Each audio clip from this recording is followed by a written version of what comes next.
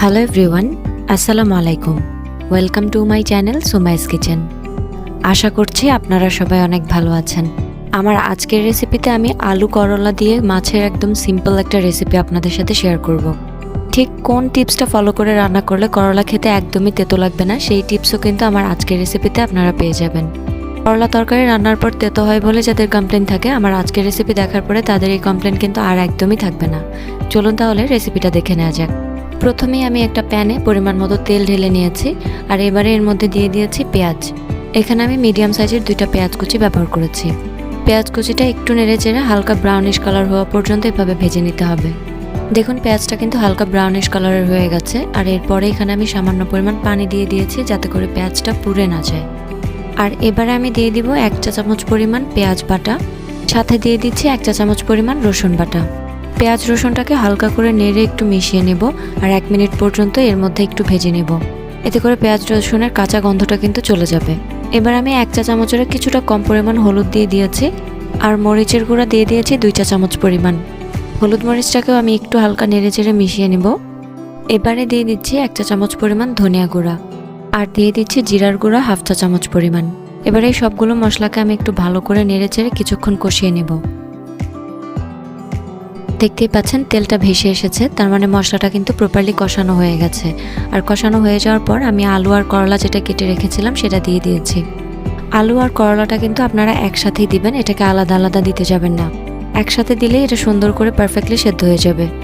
আর করলাটা রান্না করার পর যেন তেতো না হয়ে যায়, সেজন্য আপনারা এটাকে ধুয়ে তারপরে সঙ্গে সঙ্গেই কিন্তু কড়াইতে দিয়ে দিবেন। করলাটা যদি আগে থেকেই ধুয়ে রেখে দেওয়া হয় তখনই কিন্তু রান্নার পর এটা তেতো হয়ে যায়। তাই করলা রান্না করার সময় এই ব্যাপারটা আপনারা অবশ্যই খেয়াল রাখবেন। করলাটা কেটে নেওয়ার পর ধুয়ে সঙ্গে সঙ্গে কড়াইতে দিয়ে দিবেন, এটা ধুয়ে কিন্তু অনেকক্ষণ রেখে দেওয়া যাবে না। কথা বলতে বলতে আমি কিন্তু রান্নার অনেকটা প্রসেসই দেখিয়ে ফেলেছি। আমি কষানো মশলার মধ্যে 2 থেকে 3 মিনিট পর্যন্ত ঢাকনা দিয়ে ঢেকে এটাকে রান্না করে নিয়েছি। এরপর ঢাকনা উঠিয়ে কিছুক্ষণ নেড়ে চেড়ে দিয়ে আবারও 2 থেকে 3 মিনিটের জন্য ঢাকনা দিয়ে ঢেকে রান্না করে নিয়েছি। ঠিক এই প্রসেসে 70% পর্যন্ত করলা আর আলুটা সেদ্ধ করে নিতে হবে। আপনারা এই অবস্থা অবশ্যই একবার চেক করে দেখবেন যে এটা কি 70% পর্যন্ত সেদ্ধ হয়েছে কিনা। আর হয়ে যাওয়ার পর পরিমাণ মতো ঝোলের জন্য পানি দিয়ে দিতে হবে। আমি এখানে 2 মগেরও বেশি পরিমাণ পানি দিয়েছি। দেখতেই পাচ্ছেন করলার আলুটা কিন্তু প্রায় ডুবে গিয়েছে।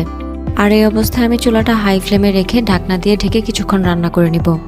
যতক্ষণ পর্যন্ত খুব সুন্দর করে বলক চলে না আসছে ততক্ষণ পর্যন্ত কিন্তু এভাবেই রান্না করে নিব। দেখতেই পাচ্ছেন খুব সুন্দর করে বলক চলে এসেছে। আমি অল্প করে একটু নেড়ে দিচ্ছি। এই অবস্থায় কিন্তু করলা আর আলুগুলো 90% পর্যন্ত সেদ্ধ হয়ে গেছে। আর এবারে আমি দিয়ে দিব মাছগুলো কিন্তু আগে থেকেই ভেজে রাখা ছিল। আপনারা আপনাদের পছন্দ অনুযায়ী মাছ এর মধ্যে দিয়ে দিবেন।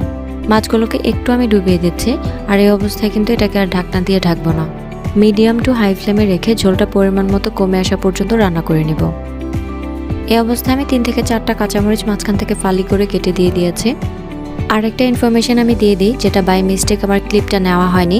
যখন মশলা কষাবেন তখন কিন্তু আপনার পরিমাণ মতো লবণ দিয়ে মশলা কষিয়ে নেবেন। এই অবস্থায় কিন্তু আমার রান্নাটা অলমোস্ট কমপ্লিট হয়ে গেছে। ঝোলটাও কিন্তু অনেকটাই কমে গেছে, আপনারা দেখতেই পাচ্ছেন। আর এই অবস্থায় আমি উপর থেকে কিছুটা ধনিয়া পাতা ছিটিয়ে দিয়েছি। সুন্দর একটা ফ্লেভারের জন্য আপনারাও কিন্তু কিছুটা ধনিয়া পাতা ব্যবহার করতে পারেন। ঝোলটা দেখুন তরকারি সমান সমান হয়ে গেছে। এই অবস্থায় চুলা বন্ধ করে উঠিয়ে নেওয়ার পরে সেলফ কুকিংয়ের মাধ্যমে কিন্তু ঝোলটা আরও কিছুটা শুকিয়ে যাবে। তাই এই অবস্থায় আমি চুলাটা বন্ধ করে দিচ্ছি। দেখুন আমার রান্নাটা কিন্তু কমপ্লিট হয়ে গেছে। রান্নার পরেও দেখুন করলার কালারটা কিন্তু একদমই সতেজ আছে। আর এই তরকারিটা দেখতেও কিন্তু বেশ লোভনীয় লাগছে। তাই যারা করলা খেতে পছন্দ করেন কিন্তু তেতো হয়ে যাওয়ার ভয়ে রান্না করেন না, তারা কিন্তু আজকের এই রেসিপিটা ফলো করে একবার রান্না করে দেখতে পারেন। আপনি আমার দেখানো প্রসেসে জাস্ট একটাবার ট্রাই করে দেখুন, আর এরপরে আপনার ফিডব্যাক আমার কমেন্ট সেকশনে জানিয়ে যান। দেখা হবে আবারও নতুন কোনো রেসিপি নিয়ে। আল্লাহ হাফিজ।